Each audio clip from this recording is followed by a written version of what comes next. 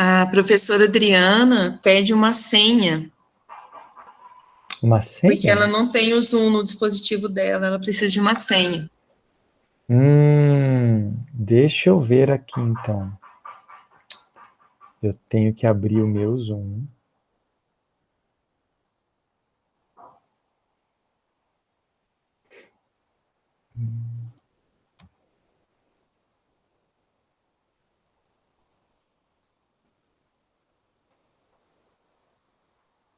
Ok. Eu vou digitar a senha aqui no... Ó, eu posso digitar a senha? É tudo minúsculo. S, B, N, D. 4 letras. S, B, N, D. N de navio.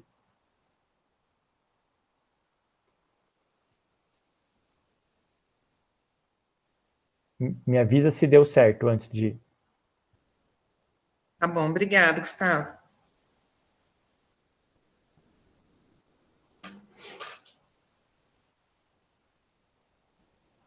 Deu certo?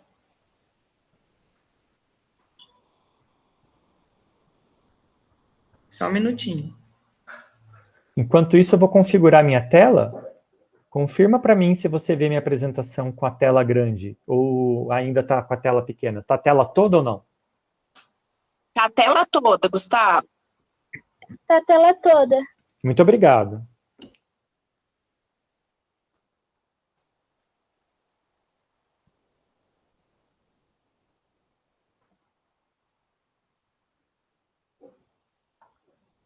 Posso começar, então? Sim. Pode. Legal. Sim. Então, olha, eu vou contar um pouco da minha história para vocês, tá?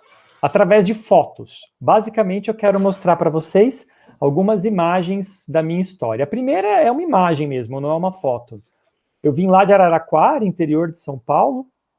Nasci lá, estudei lá minha vida inteira.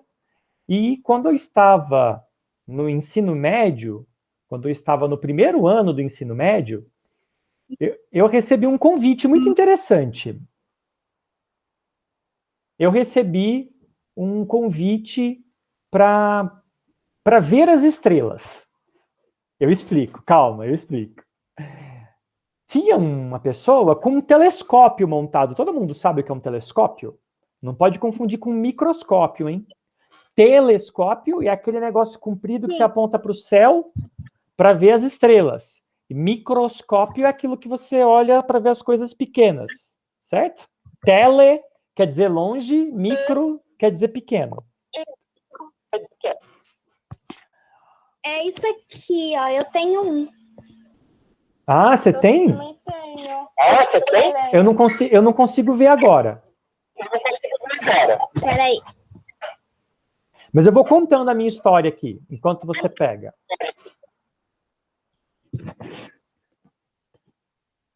Ó, tô vendo agora, Mirella. É um telescópio, excelente. Era um desse mesmo que eu vi. Eu estava passeando lá pela minha cidade e tinha uma pessoa com um telescópio montado na praça. E eu tinha 14 para 15 anos, eu perguntei, parei para ver, e aí eu falei assim, como eu faço para aprender isso? Porque eu sempre quis ser cientista. E ele me respondeu, eu venho aqui toda semana, vem aqui comigo que eu te ensino. E aí, durante todo o meu ensino médio, 2 vezes por semana, eu ia lá à noite aprender com ele. Isso foi 1 ano aprendendo, e depois, no outro ano, ele já falou assim, tá aqui a chave do armário onde fica guardado o telescópio, agora você pode vir um dia da semana sozinho montar o telescópio e ensinar as pessoas a ver o céu.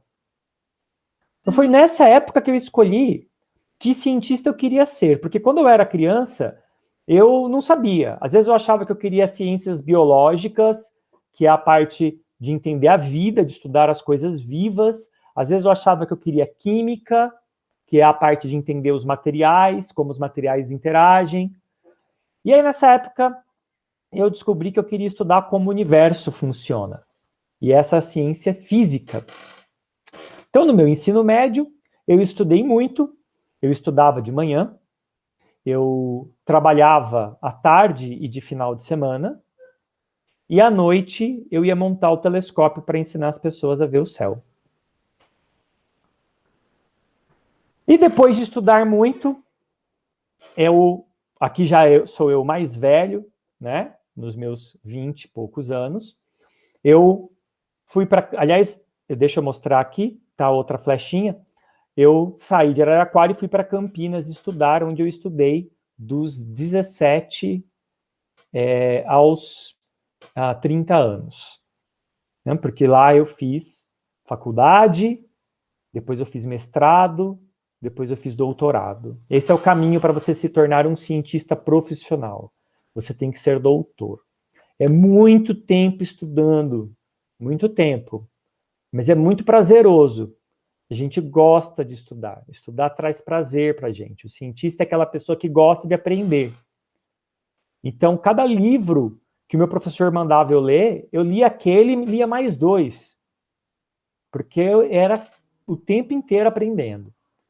E quando eu terminei esses 11 anos de universidade, né, que faz a faculdade, o mestrado e o doutorado, eu sabia o que eu queria. Eu queria trabalhar no maior laboratório do mundo.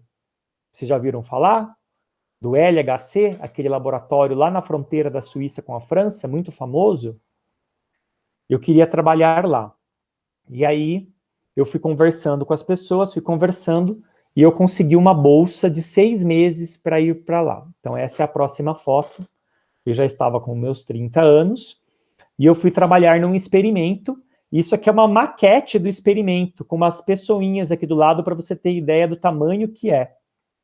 E eu vou mostrar para vocês dentro, um pouco também. E lá eu conheci muitas coisas, eu aprendi muito nesses 6 meses que eu fiquei lá. Inclusive, uma coisa que eu aprendi, que eu guardo essa foto para mim desde aquela época, essa é a minha mão. E eu estou segurando esse cristal aqui. Esse cristal é um metal. Isso é um metal transparente. Quem disse que todo metal tem que ser brilhante igual um espelho? Isso aqui é uma barra de chumbo. Um dos metais mais densos que existem, mas transparente. Aí, minha curiosidade de cientista fala, como ele pode ser transparente? E a resposta é que, para um metal ser como um espelho, ele tem que ter os seus elétrons livres, podendo andar de um lado para o outro, como no mar. Então, se eu coloco alguma coisa que prende os elétrons e não deixa os elétrons do metal se moverem, ele fica transparente. E é o que é essa barra. É uma barra de chumbo com oxigênio. Óxido de chumbo. Isso prende os elétrons. E aí eu tenho chumbo transparente. Isso não existia há um certo tempo atrás. Essa foto é antiga. Essa foto é de 2008. Vocês não eram nascidos ainda. Para vocês, isso é antigo. Para mim, não. Mas há pouco tempo antes disso, essa foto não existia. E eu guardo ela, esse material não existia. Eu guardo essa foto porque ela serve para eu responder uma pergunta muito importante que todo mundo faz para todo cientista. Quando eu contar para vocês o que eu estudo, vai vir na cabeça de vocês uma pergunta. Vocês vão falar assim, para que serve isso, Gustavo? E a resposta vai ser, eu não sei. Porque um cientista, ele nunca estuda uma coisa porque ele sabe para que vai servir. Não. Quem faz isso é um outro lado, são os engenheiros, é a tecnologia. A tecnologia estuda as coisas porque sabe para que elas vão servir. A tecnologia está lá para fazer a nossa vida melhor. O cientista, ele não se prende por esta pergunta do para que serve. Ele estuda porque ele é curioso e porque a missão do cientista é descobrir o manual da natureza. E lá na Suíça, onde eu estava, eles precisavam ver algo que ninguém nunca tinha visto, uma partícula muito pequena, menor do que o átomo. E para ver essa partícula, eles pensaram assim, se eu tivesse um material denso igual ao chumbo, mas transparente igual ao vidro, eu conseguiria ver essa partícula. E esse material que não existia foi desenvolvido e criado por quem entende de tecnologia, ok? Então, alguém que sabia o para que serve, as pessoas da tecnologia, desenvolveram este material para o cientista que estava pesquisando uma coisa que ele não se importava para que servia. Mas no caminho, para estudar aquilo que ele não sabia para que servia, muitas coisas foram desenvolvidas, inclusive este cristal de metal transparente, que acabou sendo utilizado em aparelhos de medicina. Quando você vai fazer um exame chamado tomografia, muitos tomógrafos no mundo hoje, 2020, usam este material desenvolvido para detectar partículas. Então, a resposta quando alguém me pergunta para que serve o que eu faço, eu falo assim, serve para duas coisas. Serve para a gente descobrir o manual de como a natureza e o mundo funciona, mas também serve para incentivar as tecnologias a se reinventar e descobrir coisas novas. Não fosse por essa pesquisa, nós não teríamos esse material. E outras coisas que hoje estão ao nosso redor e que só surgiram por causa da ciência. Nem sempre porque a ciência sabe para que serve. Então aqui estão todo mundo que trabalhou comigo, eu deveria dizer que eu trabalhei com, lá na Suíça. Olha aqui um futuro cientista no colo do papai, ó. Enorme essa máquina. E eu aqui, vocês não conseguem ver, mas eu estava aqui. Eu tinha cabelo ainda. Ó, não tenho mais cabelo. Eu tinha cabelo. Tá vendo? Ó, olha o que a idade faz com a gente. Olha a diferença. E aí, depois de um tempo, eu passei num concurso para ser professor da Unifal aqui em Caldas. Isso em 2010. Então, em 2008 eu estava lá, na Suíça. Em 2010 eu estava aqui. E aí eu comecei a dar aulas de física aqui na universidade. Mas, na verdade, isso não foi o fim, foi o começo. Porque aí eu comecei a fazer parcerias com outros laboratórios do mundo. Eu viajei bastante para aprender. Um cientista tem contato com pessoas do mundo. Fui para o Japão. Gosto dessa foto porque eu estava caminhando por uma rua da cidade de Kyoto. E aqui em cima escrito em japonês. E embaixo, 3 línguas escritas para traduzir o que está escrito aqui. Inglês, chinês e português aqui no meio. Olha que bonito, eu gostei disso. Essa é a relação que o Japão tem culturalmente com o Brasil e com Portugal. E na minha viagem para o Japão, eu tive a oportunidade de esbarrar com esse grupo de crianças super simpático. Crianças de ensino básico, de ensino fundamental. E que... Opa, alguém ligou o rabisco na tela aí, desliga por favor. E que... neste momento, essas crianças vieram falar comigo tentando falar em inglês. A tarefa delas era ir num lugar turístico, como nós temos vários aqui em Poços de Caldas, ir num lugar turístico. Ficar esperando alguém que falava inglês para treinar o inglês que eles estavam aprendendo na escola. Isso também é mentalidade de cientista. Porque as coisas que a gente aprende na escola é para ser usado no mundo. Não é para fechar o caderno e falar, agora no dia da prova eu escrevo lá o que eu aprendi. Não, a gente tem que usar no mundo.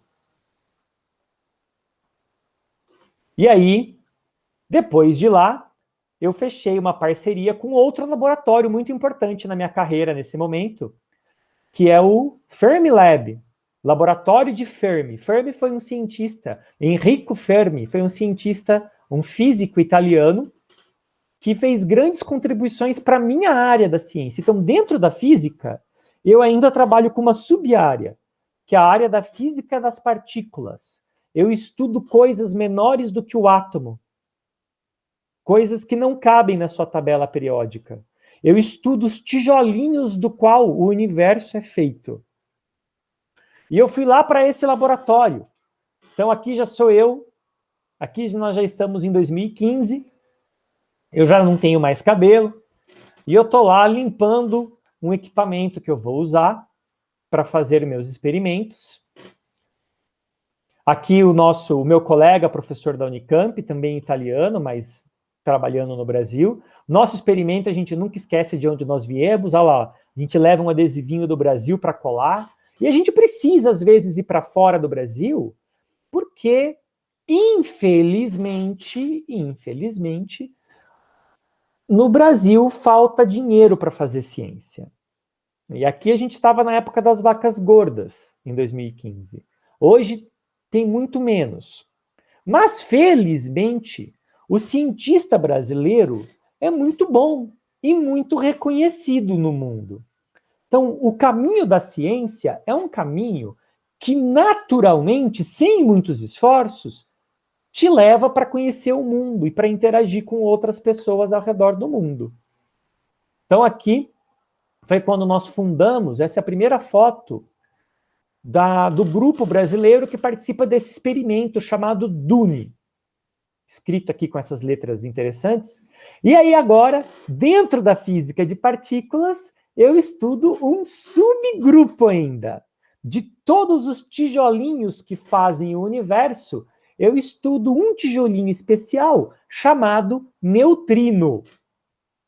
O neutrino é uma partícula que está em todos os lugares. Eu vou falar dele daqui a pouquinho para vocês. E assim a gente vai, de foto em foto, mostrando a interação dos cientistas pelo mundo. Essa foto é muito importante para mim, porque ela tem aqui aglomerado muitas pessoas, meus professores do Brasil, pessoas que foram meus chefes, meus colegas de trabalho. Olha, nessa foto aqui, 25% dessas pessoas são brasileiras, mas essa foto foi tirada lá nos Estados Unidos. Então, mostra como que a ciência brasileira é reconhecida. Eu estou aqui, escondidinho na primeira fila. Então, o que são os neutrinos? O que é isso que eu estudo, né? Vocês vão aprender em algum momento com a professora de química de vocês a tabela periódica dos elementos. Vocês vão aprender sobre o carbono, o hidrogênio, o oxigênio e outros.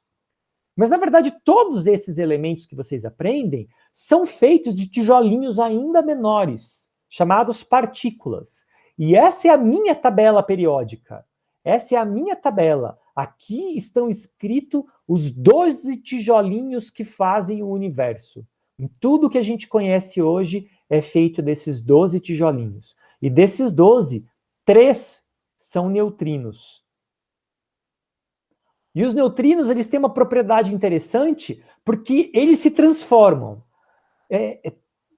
Pensem como seria estranho o mundo se eu tivesse um gato e eu olhasse para ele depois, ele não é mais gato, ele é cachorro, e 5 minutos depois eu olho de novo, ele é um elefante, e aí eu fico assombrado com aquilo e ele volta a ser gato.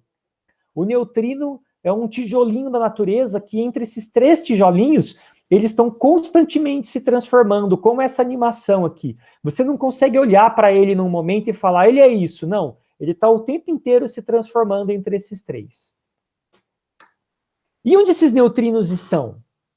Por que é importante estudar? Porque eles estão em todos os lugares. Eu vou fazer um convite para vocês agora. Eu não sei se vocês estão vendo a minha carinha no canto da tela. Levante o seu dedo e olhe para a sua unha. Neste momento, a cada segundo que passa, não importa se você queira ou não, tem mais de 1 trilhão de neutrinos passando pela sua unha a cada segundo. Eles são o segundo tipo de matéria mais abundante no universo. Eles só perdem para a luz. Mas eles são muito suaves, eles atravessam tudo. Eles estão atravessando a gente o tempo inteiro e não fazem mal nem bem para a gente. Mas eles estão aqui o tempo inteiro. E eles podem ser a chave para responder várias das perguntas que os cientistas têm na cabeça. Eles podem servir para responder a pergunta de por que nós existimos. Porque nós estamos aqui. Como as estrelas brilham? Eles fazem parte dessa pergunta. E a gente sabe que os neutrinos fazem parte da resposta de por que as estrelas brilham. Como as estrelas vivem, como elas morrem.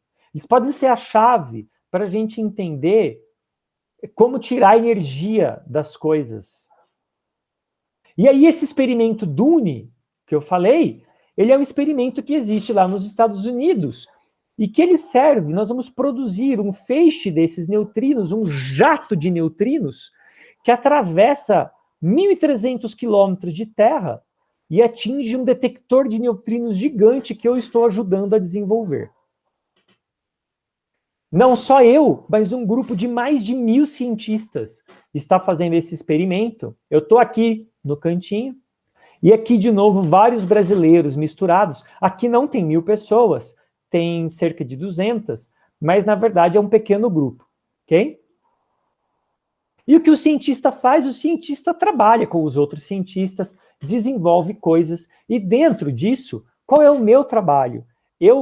Quem gosta de videogames? Eu adorava videogame quando eu era criança. E eu sempre achei que eu ia ser cientista ou que eu ia fazer jogos de videogame. E hoje eu faço um pouco de cada coisa. Eu sou um cientista que estuda física, dentro da física, as partículas, os tijolinhos do universo, e dentre todos os 12 tijolinhos eu estudo o neutrino. E como eu estudo esse neutrino? Eu faço simulações de computador que simulam o detector, simulam essas partículas, como um jogo de videogame, só que é um jogo da vida real. Um jogo onde as regras do jogo são as regras que nós aprendemos, é o manual da natureza colocado num jogo. Nós usamos esse jogo para projetar os nossos detectores, para que depois os engenheiros possam ir lá e construir esses detectores. Aqui sou eu explicando o meu trabalho, que está aqui na tela, e ninguém prestando atenção. Viu? É assim que funciona. Brincadeira. Às vezes eu tenho que trabalhar em lugares como esse. Dá uma olhada, quantos monitores eu tenho aqui? Tenho 8 monitores na minha frente e ainda meu notebook ligado. É assim que nós controlamos os experimentos. E aí eu tenho um videozinho bem rapidinho para mostrar para vocês. This is Fermilab, a department of... Eu vou desligar o som porque eu vou explicar para vocês eu mesmo, porque está em inglês. Aqui é o prédio do laboratório e ele vai mostrar que debaixo da Terra existe uma série de túneis onde nós aceleramos as partículas para produzir o que eu preciso. Então, eu já visitei esse lugar, conheço tudo isso aqui pessoalmente. Eu tenho um raio de prótons. Próton é o que está dentro dos átomos, e eu acelero eles até quase a velocidade da luz. E eu acelero esses prótons e eles vão fazendo um caminho, ficando cada vez mais rápidos, cada vez mais rápidos. E aqui, como uma pista de corrida, eles vão girando cada vez mais rápido, cada vez mais rápido. E então eu jogo eles contra uma parede feita de grafite. E ali eles explodem, os prótons explodem e produzem um feixe de neutrinos, que passa pelo nosso primeiro detector, bem na frente. E repare que eu estou jogando para baixo esse feixe. Eu preciso jogar para baixo porque a Terra é redonda.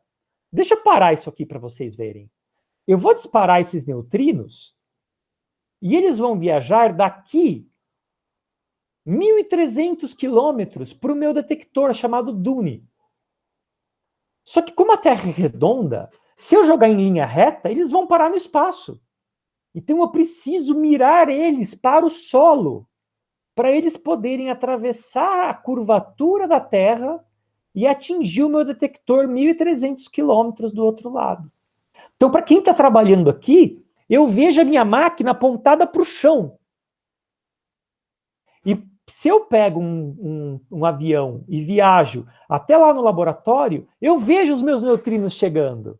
Então, como eu posso apontar uma coisa para o chão, tirar uma foto da máquina apontada para o chão, aqui, e do lado de cá ver essas coisas que eu mandei para o chão chegando de uma parede? Eu posso, porque a Terra é redonda.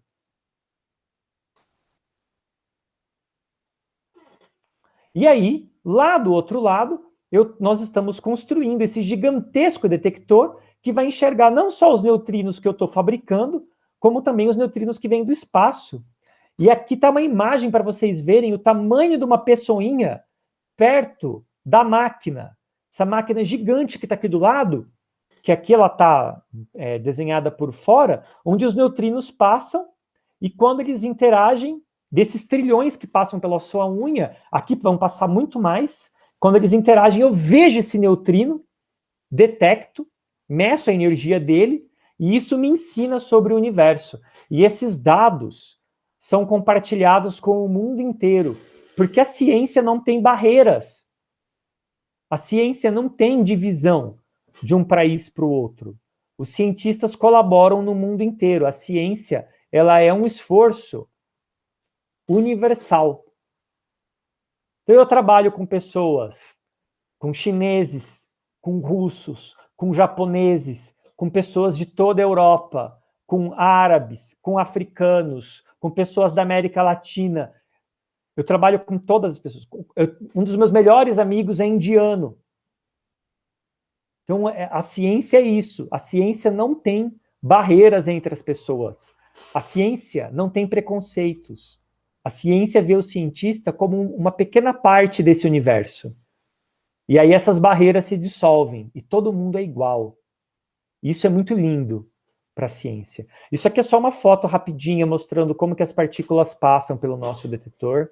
Eu vou adiantar um pouco para terminar e mostrar para vocês uma oportunidade única na minha vida. Em 2017, eu fui reconhecido por este laboratório nos Estados Unidos que me agraciou com um financiamento para eu ir para lá por 1 ano trabalhar com eles. Então, a universidade brasileira fala assim para mim: lindo, Gustavo, vai para lá. Não que o Gustavo é lindo, lindo o que aconteceu, lindo. Vai para lá, trabalhe e volte para trazer para nós conhecimento para os nossos alunos. Então, eu fui para lá por 1 ano, inclusive um aluno meu foi junto. Vou pedir para a Marcelinha parar de riscar um pouquinho.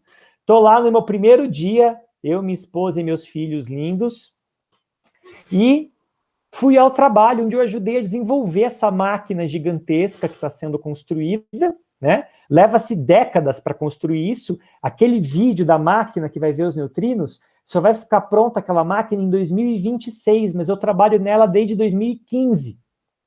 Então são 11 anos construindo essa máquina. Então, eu fui para lá, isso aqui são algumas fotos do que eu trabalhei. Eu fazendo minhas medidas com laser. Olha eu aqui, trabalhando. Essa roupa é porque nessa sala não pode ter 1 grão de poeira. É uma sala limpa. Eu trabalho com esses fios onde os elétrons produzidos pelos neutrinos vão ser capturados depois. Aí o ano passou, isso é uma foto do andar onde eu trabalhava no prédio, aqui no outono e aqui no inverno. Muita lousa, muita conta, muito circuito desenhado para depois construir uma versão pequena daquele experimento gigante. Então, os neutrinos vão passar por aqui, eu vou ver eles dentro do meu experimento. E aí, mostrando eu instalando. Temos 10 minutos só na sala. Eu instalando o experimento, as medidas feitas no computador. E depois a última foto de eu indo embora do prédio, 365 dias depois. Então, isto é ser cientista. Ser cientista é trabalhar nesse mundo único, esse mundo sem barreiras. É fazer perguntas o tempo inteiro e não se contentar nunca com a resposta é assim e pronto. Sempre ir atrás. A gente tem uma coisa que nós dizemos que o conhecimento, você tem que torná-lo seu, para você saber alguma coisa. Você só sabe algo de verdade quando você torna o conhecimento seu. E tornar o conhecimento seu é ler, ouvir, buscar em várias fontes, é tirar a sua opinião do meio do caminho e conhecer algo puro, livre de opiniões suas ou das outras pessoas. E, acima de tudo, nunca perder a curiosidade e entender que o cientista é um ser humano antes de tudo e que os seres humanos, eles não têm barreiras. A ciência não pode ter barreiras. Então, mesmo vocês, jovens, crianças e adolescentes, vocês podem ter uma mente de cientista. Basta sempre serem curiosos, terem menos achismos. Você tem o direito a ter a sua opinião, mas você não pode confundir opinião com conhecimento. Estudem muito e respeitem a natureza e o ser humano uns aos outros, como se fossem todos iguais, porque é isso que nós somos, todos iguais. É isso que eu queria falar para vocês hoje. Estou aberto a perguntas e a Karina, a Silvia, quem quiser perguntar alguma coisa, mediar alguma coisa. Neste final de semana, eu assisti uma reportagem que eu lembrei muito do nosso encontro. Foi no programa do Luciano Huck, de um menino de uma comunidade carente, ele morava num assentamento, e ele andava muito atrás de sucatas, coisas quebradas, e ele conseguiu construir uma lâmpada, né? Com as sucatas que ele catava. E aí, eu não sei se alguém mais assistiu, mas achei tão interessante, eu lembrei bastante da nossa aula de hoje. E além dele colocar a luz lá na casinha dele, ele conseguiu beneficiar 68 famílias, parece, e o sonho dele era de colocar a luz na rua. E aí ele conseguiu conhecer os cientistas de São Paulo. Então, você vê, realmente imaginação, é pesquisar, porque ele não tinha nenhuma condição financeira, né? Mas ele sempre foi curioso, e a curiosidade que acredito que vai levá-lo muito, muito, muito além. Com 13 anos ele já fez isso. Ele se tornou conhecido na cidade, né? Pela curiosidade dele, pelas invenções, e eu achei muito interessante. Isso é lindo. Existe um leve paralelo com a minha história, mas é leve porque eu, né, não cresci numa comunidade carente. Eu fui um menino do sítio, né? E meus avós tinham um sítio no interior, plantavam café. Era uma família pequena, era um pedaço de terra pequeno, e sempre incentivaram meus avós sempre incentivaram meus pais a buscar estudo, a fazer faculdade. Meus pais fizeram o mesmo por mim e pela minha irmã. E aí, eu também construía coisas em casa, essa é a parte do paralelo. Eu também pegava sucata e construía coisas, mas tenho pais que me incentivaram muito e me incentivam até hoje. É muito importante ter o incentivo dos pais, e é muito importante também que todo mundo lute para que todos que queiram um caminho assim, ou outro caminho qualquer, tenham oportunidade. Porque para cada menino como esse que apareceu no Luciano Huck, existem milhares iguais que nunca vão ser vistos e notados. Então, nós precisamos dar visibilidade para a importância da curiosidade, para a importância do pensamento científico, lembrando que você não tem que fazer uma faculdade para pensar como um cientista. Você aplica isso na sua vida. Você faz faculdade para você ser um cientista profissional, mas não para você pensar como um cientista. Então, tem que dar visibilidade, e a gente tem que lutar por um mundo onde todo mundo que queira algo consiga, que nós tenhamos oportunidades iguais, né? Que a linha de chegada é igual para todo mundo, mas cada um começa num ponto. Isso é muito difícil, né? Muitas pessoas até dizem assim, nunca existiu outro Einstein depois do Einstein. Isso é tão falso. Não só tiveram outros cientistas tão brilhantes quanto Einstein, que não ganharam visibilidade porque não inventaram algo no meio de uma guerra, porque foi o que aconteceu com ele, mas também pensem quantos Einsteins, quantos Mozarts, quantos Picassos, quantos gênios da ciência, da arte, da música, da comunicação, nascem no meio de uma comunidade e nunca vão ter a oportunidade de serem reconhecidos e de mudar o mundo. E isso é que a gente tem que trabalhar. A ciência tem que ser o bem da humanidade para melhorar isso também. Gustavo. Pode falar. Oi, estão me ouvindo? Sim, Silvia. É Silvia aqui. Queria te agradecer demais. Estou muito, assim, até emocionada com a sua fala. Acho que cortou. Cortou, deve ter perdido a conexão. Eu abro a sala de novo se cair, se vocês quiserem. Tem 3 minutos ainda, dá tempo da gente conversar mais um pouquinho, mas... Eu acho que tem algumas alunas que estão colocando algumas perguntas no chat, a Larissa. Vamos ver o chat. Eu acho interessante, porque está todo mundo aqui muito interessado na sua fala, né, Gustavo? Eu acho que veio realmente para colocar uma pulguinha atrás da orelha e a gente parar e pensar realmente, né, nessas perspectivas, nos nossos sonhos, que tudo nasce ali da curiosidade, o quanto nós temos que ser curiosos. E que, às vezes, vai dar errado a primeira vez, vai dar errado a segunda, né? Tem a frase tão conhecida pelo Einstein, né? Que ele tentou 99 vezes e apenas na 100ª ele acertou. Então, acho que é mais ou menos isso, né? A gente sempre tem que buscar, lutar pelos nossos sonhos, pelos nossos objetivos, e correr atrás daquilo que a gente quer.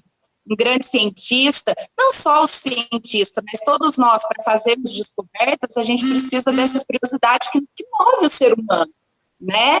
E, então, eu acho que a sua fala, ela, assim, a gente está maravilhado aqui com toda essa fala, porque realmente veio essa pulguinha atrás da nossa orelha e fazer com que a gente comece a lutar, a ter um norte aí e seguir realmente os nossos sonhos. É isso aí, Karina. Eu acho que, nossa, como muitos aqui colocaram no chat, né, uma palestra extremamente interessante, curiosa e, assim, despertadora. Agradeço imensamente a sua disponibilidade de estar aqui com a gente nessa manhã. Vocês têm mais 10 minutos para responder as perguntas? Eu posso mandar um link, porque vai acabar em 1 minuto. Aí a gente faz assim. Eu estou lendo muitas perguntas, que não vai dar tempo de eu responder em 1 minuto. A gente pode entrar de novo, e aí vocês mandam de novo. Cada um manda uma pergunta e eu vou respondendo. O que vocês acham? Eu tenho tempo. Estou perguntando da agenda de vocês. Sim? Nós também. Então vamos fechar a sala, e eu vou abrir de novo. Eu vou ver se o link mudar, mas eu aviso a Karina pelo WhatsApp, ela manda para vocês, tá bom? Vamos lá, então.